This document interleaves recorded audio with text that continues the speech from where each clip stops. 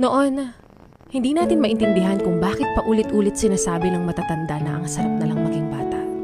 Nagtataka kung bakit nagagalit na naman si mama o naghihigpit si papa. Kaya pala, nung nasa sitwasyon na nila ako, naiintindihan ko na. Kaya pala nagagalit si mama noon kapag hindi kami nagkukusang magpatay ng ilaw at electric fan kapag hindi ito ginagamit. Kaya pala nagagalit si papa noon kapag wala kaming pakialam kapag umaapaw na ang tubig sa balde. Kaya pala kami noon napapagalitan kapag ang tagal nakabukas ng ref kapag kukuha lang ng tubig.